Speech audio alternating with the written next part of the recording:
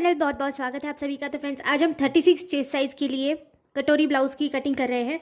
जो भी बिगिनर्स हैं वो सबसे पहले पेपर कटिंग करेंगे एंड देन वो करेंगे फैब्रिक के ऊपर कटिंग। बिगिनर्स भी नहीं, सब प्रोफेशनल भी ऐसा ही करते हैं, क्योंकि जब हम कपड़े पर कटिंग करते हैं तो कपड़ा बहुत ज़्यादा इन्वेस्ट हो जाता है। इसलिए पेपर कटिंग करके अगर आप कपड़े पर कटिंग करते हैं तो परफेक्ट कटिंग होती है, कहीं पर भी आपकी गलती नहीं होती है। तो यहाँ पर मैंने पेपर लिया है, पेपर मैंने डबल फोल्ड इस तरह से रखा है। डबल फोल्ड कपड़ा इसलिए रखना होता है जब आप कपड़े पर भी करते हैं। अगर आप फ्रंट ओपन का ब्लाउज बना रहे हैं तो आपको वन साइड से यहाँ से हाइट जो है वो ब्लाउज की नापनी पड़ती है। तो आपके ब्लाउज की जितनी भी हाइट होगी आप यहाँ से नापेंगे वन साइड से, क्योंकि अभी मैं जो कटिंग कर रही हूँ ये फ्रंट से ओपन के लिए कर रही हूँ। अगर बैक ओपन होता तो कहीं से भी आप कटिंग कर सकते हैं। तो यहाँ पर हम इस तरह से हाइट नापेंगे। अगर आपके ब्लाउज की हाइट 16 इंच है तो 17 लेनी है, 15 है तो 16 लेनी है। जितनी भी हाइट परफेक्ट आती है उसका आपको 1 इंच एक्स्ट्रा मिला कर लेना है। यहाँ पर मेरे ब्लाउज की जो हाइट है वो 14.5 इंच की है, तो मैं यहाँ पर 15.5 इंच की मार्जिन को यहाँ पर इस तरह से एक निशान लगा देती हूँ। अब हम यहाँ पर 36 साइज के लिए बना रहे हैं, तो गले की चौड़ाई को आप 2.5 इंच से लेकर 3.25 इंच तक रख सकते हैं। इस तरह से 2.5 से लेकर यहाँ 3.25 इंच, मतलब कि 2 लाइन्स कम है 3 इंच के लिए, इतना आप रख सकते हैं। इसके बाद हम रखेंगे शोल्डर पट्टी को 3.25 इंच के लिए 3 इंच और 2 लाइन्स एक्स्ट्रा। इसके बाद आप रखेंगे यहाँ पर आर्म होल। आर्म होल जो है वो 6 से लेकर 6.5 इंच तक आप रख सकते हैं। 6, 6.5, 6.25 इंच तक आप आराम से रख सकते हैं, कोई फर्क नहीं पड़ता। मैं यहाँ पर 6.25 इंच के लिए मार्क कर रही हूँ इस तरह से, और इस मार्किंग को आपको आर्म होल का जो शेप है इस तरह से लगाना है। अब यहाँ पर आपको टेप को इस तरह से सीधा रखना है जहाँ पर आपने ये वाली लाइन लगाई है। यहाँ पर आप 36 का 4th भाग, मतलब कि चौथा हिस्सा लेंगे। तो यहाँ पर 9 इंच होता है 36 का 4th भाग, तो यहाँ पर 9 इंच के ऊपर मैं इस तरह से एक मार्क कर दूंगी। ये हमारी परफेक्ट साइज है 36 के लिए, ठीक है। इसमें आप एक्स्ट्रा मार्जिन रख सकते हैं 1, 1.5 या 2 इंच तक, तो आपको जितना चाहिए आप रख लीजिए। 2 इंच से ज़्यादा मार्जिन की जरूरत नहीं पड़ती है, तो मैं यहाँ पर 1.5 इंच का मार्जिन रख रही हूँ। तो ये 10.5 इंच के लिए मैंने यहाँ पर इस तरह से मार्क कर दिया है।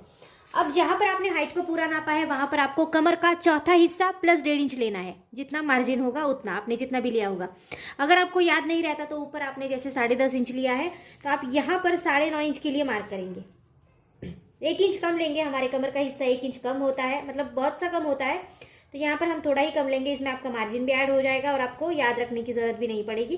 तो इस तरह से यहाँ पर मैंने एक लाइन ड्रॉ कर ली है। अब इस लाइन को हमको तिरछा जोड़ना है ऊपर की इस वाले डॉट के साथ। तो इस तरह से हम इस लाइन को जोड़ देंगे। अब देखो यहाँ पर हम बेल्ट जो है हमारा बेल्ट साइड या फिर ये सब फ्रंट साइड की जो भी मार्किंग होगी वो सब यहीं पर करने वाले हैं। तो इसके लिए यहाँ पर बैक और फ्रंट दोनों भी पार्ट आपके एक साथ ही अलग हो जाएंगे। आर्मोल जो है, अब बैक साइड के लिए आर्मोल को यहाँ पर नापेंगे 1.5 इंच के लिए, ठीक है। ये 1.5 इंच का मार्जिन का यहाँ पर लेंगे और फ्रंट साइड के लिए लेंगे 1 इंच, ठीक है। ये 2 मार्क मैंने यहाँ पर लगा दिए। पेपर को हल्का सा इस तरह से घुमा कर ले लेंगे और आपको इस तरह से आर्म होल का निशान इसमें लगा देना है। ये हमारे बैक साइड का आर्म होल है और ये हमारे फ्रंट साइड का आर्म होल है, ठीक है। दोनों भी हमने यहीं पर ले लिए क्योंकि दोनों भी पार्ट हम एक ही साथ में अलग करेंगे। अब यहाँ पर इस तरह से आपको ले लेना है। अब हम करेंगे फ्रंट साइड के लिए ड्राइंग। तो यहाँ पर फ्रंट साइड के लिए आपको बेल्ट पार्ट लेना है। तो बेल्ट पार्ट को मैं देखो यहाँ से ले रही हूँ 3 इंच के लिए, ये 3 इंच का हो गया। और इस वाली साइड से मैं ले रही हूँ 4 इंच के लिए, 4 इंच, ठीक है। तो यहाँ पर भी मैं इस तरह से मार्क कर लूँगी। अब ये तिरछा जो आप देख रहे हैं इस तरह से आपको जोड़ना है। ये हमारी बेल्ट की जो साइड है उसका निशान आपको इस तरह से लगाना है। तो ये आपके बेल्ट की साइड यहाँ पर ड्रॉ हो चुकी है। अब यहाँ पर आगे का गला आप लेंगे। आगे का गला आपको जो भी आपके ब्लाउज को परफेक्ट आता हो, तो यहाँ पर आपको आपका जो भी परफेक्ट आने वाला गला होगा वो आप लेंगे। बढ़ाएंगे घटाएंगे कुछ नहीं। तो मैं यहाँ पर 7 इंच का गला रख रही हूँ। आप अपना ब्लाउज चेक करिएगा, उसके हिसाब से आप यहाँ पर ले लेंगे। और ऊपर जितना हमने यहाँ पर लिया था 3.25 इंच, वही हम नीचे भी ड्रॉ करेंगे 3.25 इंच। अच्छे से लेना है, ऊपर और नीचे एक ही जैसा, गला छोटा बड़ा ना हो जाए। और इस तरह से आप इसको ड्रॉ कर देंगे। अब आपको यहाँ पर गला लेना है। ड्राइंग करके आप कोई भी गला शेप ले सकते हैं। मैं यहाँ पर राउंड शेप ले रही हूँ, तो 1 इंच अंदर नापते हुए इस तरह से इसको राउंड शेप लगा दूंगी। ये देखिए इस तरह से।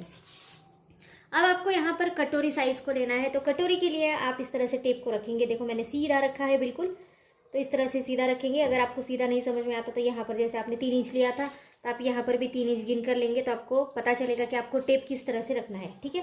तो इस तरह से आप सीधा टेप को रखेंगे। और यहाँ पर मैं 6 इंच की कटोरी ले रही हूँ। 6 इंच के ऊपर मैंने मार्क कर लिया है। ये जो पूरा ये है ये 6 इंच का है डिस्टेंस, ठीक है। इसके बाद आप यहाँ से 6 इंच इस वाली साइड से 2 इंच के लिए मार्क करेंगे। ठीक है, ये जो साइड है ये 2 इंच के लिए मैंने ली है। ठीक है, और यहाँ जो ये गले की साइड है 3 मार्क आपको करने हैं, आपको याद रखना है। यहाँ पर हमने 1/2 इंच के लिए मार्क किया।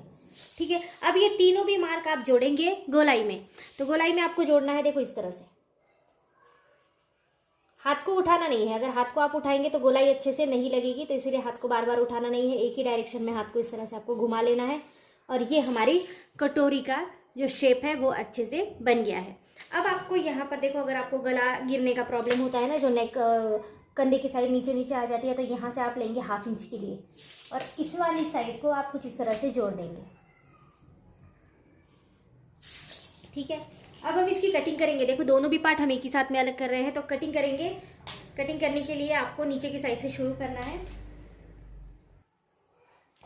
तो नीचे की साइड से शुरू करेंगे। सबसे पहले हम बैक साइड को अलग हटाएंगे, फ्रंट साइड के लिए बाद में कटिंग करेंगे, आपको याद रखना है। तो यहाँ पर इस तरह से ये हम बैक साइड का जो आर्म होल था इसको कट करेंगे। फ्रंट साइड के लिए अभी नहीं करना है, तो आपको याद रखना है कि फ्रंट साइड के लिए हम बाद में करेंगे कटिंग। तो यहाँ पर देखो इस तरह से आपको कट करना है, और जो भी आपने ये तिरछा यहाँ पर नाप लिया है, पेपर को अच्छे से रखेंगे और ये जो हमने तिरछा निशान लगाया था इसको भी यहाँ पर कटिंग कर लेंगे। अब देखो यहाँ पर हमने ये बैक साइड को बिल्कुल अलग हटा देना है, इसमें हमें कुछ नहीं करना है। अब हम करेंगे फ्रंट साइड के लिए कटिंग।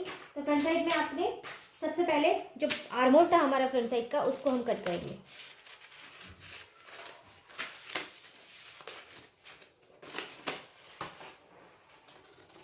इसके बाद आप कटिंग करेंगे आगे का जो आपका नेक पार्ट था। अगर आपने कोई भी अलग शेप दिया होगा तो शेप के हिसाब से आप कटिंग करेंगे। इसके बाद करेंगे बेल्ट साइड की कटिंग। तो यहाँ पर हमने जो कर्व दिया था ना, इसको आप आराम से कट करेंगे। ठीक है, आराम से, जैसा बेल्ट पार्ट का कटिंग होती है वैसे मैंने अलग तरीके से भी बहुत बार अपनी वीडियोस में बताई है, तो आप वहाँ से भी देख सकते हैं। अगर आपको ऐसे समझ में ना आए तो वहाँ पर भी आप जाकर देख सकते हैं अलग तरीके से बेल्ट की कटिंग कैसे होती है। तो वहाँ पर भी ईजीएस्ट तरीका मैंने आपको बताया है। अब देखो यहाँ पर आपको इस तरह से इस कटोरी पार्ट की कटिंग कर लेनी है। ठीक है, तो इतना होने के बाद हमको एक अलग पेपर लेना है। आपके पास कोई भी बचा हुआ पेपर होगा तो उसको हम ले लेंगे।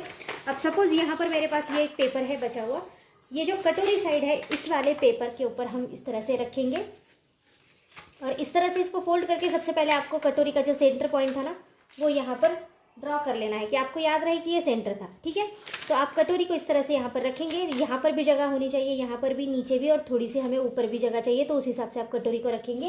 और यहाँ पर एक पिन की मदद से हम इसको यहाँ पर इस तरह से टक कर देंगे। ये देखिए इस तरह से। अब यहाँ पर इसका सेंटर पॉइंट है, यहाँ पर कॉर्नर पॉइंट्स है, तीनों भी पॉइंट से कटोरी को आगे बढ़ाना है हमें 1.5 इंच के लिए। ठीक है, 1.5 इंच के लिए। तो यहाँ पर हम कटोरी को बढ़ाएंगे 1.5 इंच के लिए। देखो मैंने यहाँ पर 1.5 इंच का एक निशान लगा दिया।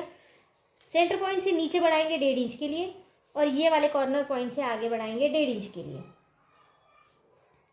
इसके बाद ये जो हमारा राउंड शेप है इसको भी हम 1/2 इंच के लिए आगे बढ़ाएंगे। ये ज़रूरी इसलिए है क्योंकि अगर आप सिलाई करेंगे तो सिलाई में एक्स्ट्रा मार्जिन ऐड ना हो जाए, इसीलिए 1/2 इंच के लिए हम आगे बढ़ाएंगे।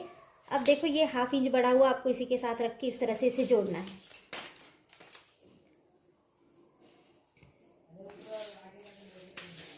इस वाली साइड को भी हम यहाँ पर जोड़ लेंगे। और अब हम यहाँ से इसको राउंड शेप देंगे, जैसे हमने पहले दिया था ना कटोरी को राउंड शेप, सेम वही तरीके से यहाँ पर राउंड शेप देंगे। बहुत ज़्यादा बाहर से मत दीजिएगा, जितना भी आपका मार्जिन है उसी हिसाब से आप राउंड शेप यहाँ पर दे देंगे। अब देखो यहाँ पर कटोरी का इस तरह से पार्ट रेडी हो गया है। अब एज इट इज़ कटिंग करेंगे जैसे भी आपने इसकी ड्राइंग बनाई है। तो देखो हमने कटोरी पार्ट की यहाँ पर कटिंग कर ली है। ये हमारा बैक साइड है, ये हमारी फ्रंट साइड है, और ये हमारी कटोरी की साइड है। और स्लीव्स के लिए आपको मेरी वीडियोस पे जाना होगा, वहाँ पर मैंने हर साइज़ के लिए आपको स्लीव्स कटिंग बताई है। बहुत आसान तरीके से पैटर्न्स भी अवेलेबल करवाए हैं, बहुत ईजीएस्ट पैटर्न आप वहाँ पर देख सकते हैं बना हुआ। तो यहाँ पर आज हमने 36 चेस्ट साइज़ के लिए कटिंग करी है। तो आज की वीडियो अगर आपको अच्छी लगती है तो चैनल को लाइक कीजिए, शेयर कीजिए, सब्सक्राइब कीजिए। ये कटोरी ब्लाउज़ की कटिंग है। अगर आप इसकी स्टिचिंग देखना चाहते हैं तो बने रहिए मेरे साथ, मैं यहाँ पर आपको स्टिचिंग भी इसकी बता दूंगी। तो आज की वीडियो अच्छी लगती है तो सपोर्ट जरूर कर देना। थैंक यू फ्रेंड्स वीडियो को पूरा देखने के लिए। Thank you so much.